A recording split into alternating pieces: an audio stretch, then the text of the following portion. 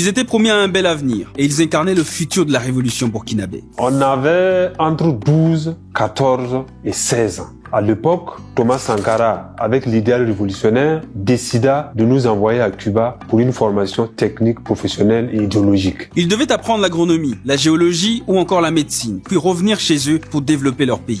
Mais Thomas Sankara ne les choisit pas au hasard, car ils ont tous quelque chose en commun. Il a proposé aux enfants qui étaient défavorisés, qui étaient orphelins de père, de mère ou des deux, de partir se former à Cuba sur l'île de la jeunesse. De leur mission va naître une relation qui va créer en eux un lien fort avec celui qu'ils considèrent comme le parent qu'ils n'ont pas eu. Vraiment un grand amour parce que envoyer 600 petits et puis suivre leur avenir, leur devenir, c'est vraiment bien. Mais les choses ne vont pas se passer comme prévu. Une fois à Cuba, ils apprennent la mort de celui qui les avait envoyés. En assassinant leur père, on a brisé leurs rêves. C'est l'unique journée que j'ai enregistrée comme la journée la plus triste de ma vie.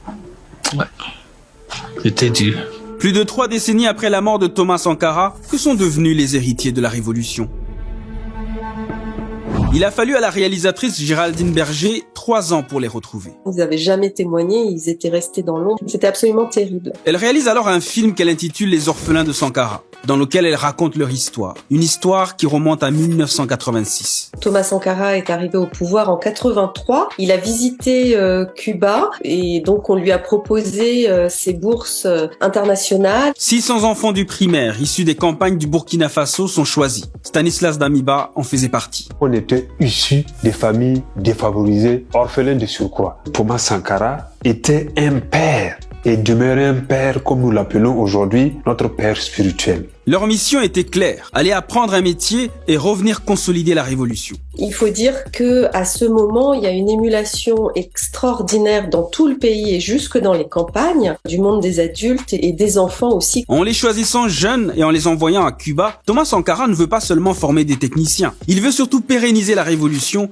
et assurer la relève. Et ça, Mariam le savait bien, et les autres enfants aussi. Sankara est considéré comme un révolutionnaire. On est parti sous son nom, donc on se considère révolutionnaire. Pour que ces héritiers aient autant à cœur leur mission, c'est parce que le capitaine avait noué avec eux un lien qui les a marqués à vie. Thomas Sankara arrive à Cuba et il serre la main de tout un chacun.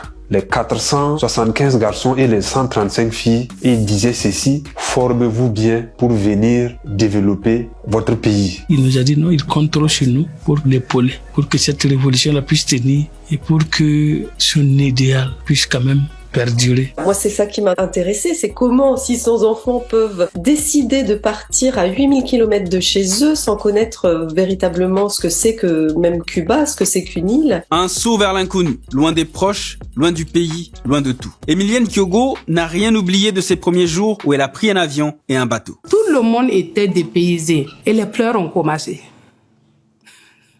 C'est là qu'on a réalisé que vraiment, on était loin de la famille. Tout était à remettre à zéro. Donc ça, c'est des souvenirs que je ne peux pas oublier. Même la première nuit que j'ai passée dans cette école, l'odeur même du drap, du matelas. Une fois sur l'île de la jeunesse, ils doivent s'adapter à un environnement nouveau, se soumettre aux règlements stricts de l'école, apprendre à cultiver des champs. Pour beaucoup, l'adaptation est très difficile. Au début, ils avaient des difficultés pour boire le lait. Parce que le lait, je sentais une odeur qui ne me permettait pas de boire. Tout ça, c'est parce que j'étais un nouveau venu dans le système. Mais il y a aussi la barrière de la langue qu'ils ne comprennent pas et qu'il faut apprendre au plus vite. L'espagnol nous faisait rire. On s'est posé la question, ça c'est quelle langue ça? Mais on a trouvé que c'était merveilleux. Mais dès les premiers jours, quand même, on avait des soucis parce qu'on est descendu, on ne connaît personne. Aux difficultés d'adaptation va s'ajouter une tragédie. L'assassinat du père de la révolution burkinabé le 15 octobre 1987, moins d'1 an après leur arrivée à Cuba. On l'assassine. C'est difficile. Du coup, nos promesses, c'est tombé dans l'eau. On ne voulait pas nous dire d'une manière officielle qu'il est mort suite à ce coup d'État. Ouais. C'était dur. C'était dur et puis on était impuissants. Impuissants parce que d'abord on était loin.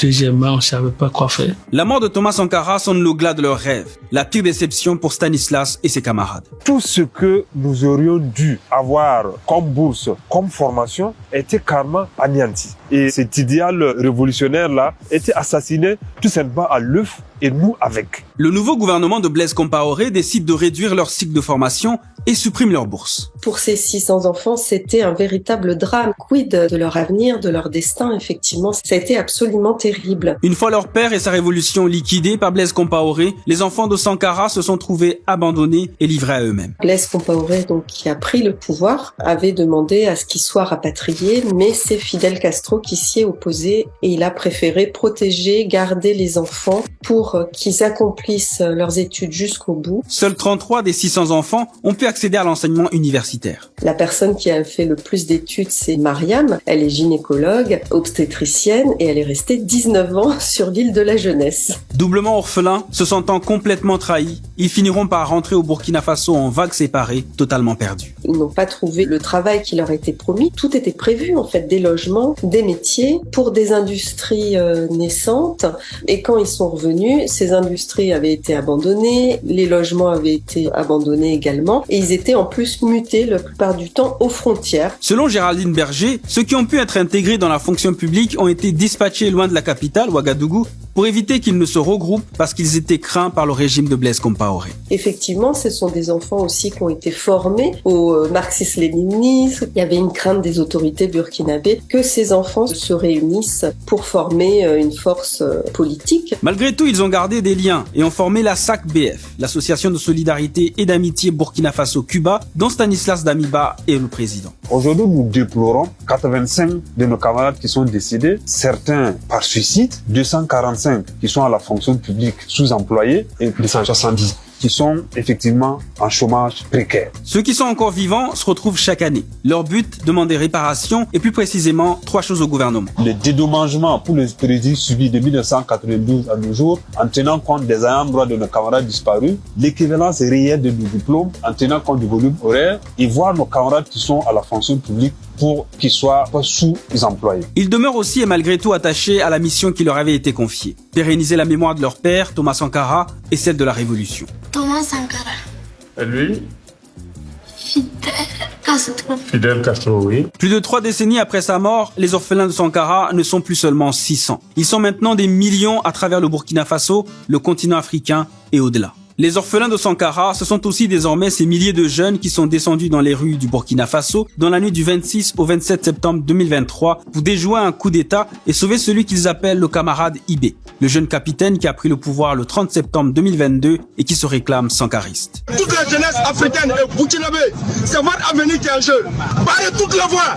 Cette nuit-là, ne dormez pas. C'est cette chef d'entreprise, coordinatrice du mouvement M30 Naba Wokbo, qui se dit héritière de Sankara. Aujourd'hui, nous n'acceptons plus d'être dictés par la France. Ou encore cette militante de la Fédération des mouvements panafricains du Burkina Faso qui dit vouloir parachever le processus de libération entamé par Thomas Sankara. La lutte que nous on a engagée, on n'a pas besoin de l'armée française qui était là inutilement dans notre pays, donc leur départ égale à leur absence. En assassinant son meilleur ami, Blaise Compaoré croyait n'avoir fait que 600 orphelins, qu'il a tenté de garder très loin de lui. Le 31 octobre 2014, remarque l'auteur Mathieu Lopez, il fut chassé par des milliers d'orphelins qui criaient dans les rues la phrase qu'aimait scander leur père de la Révolution. Patria o muerte, venceremos.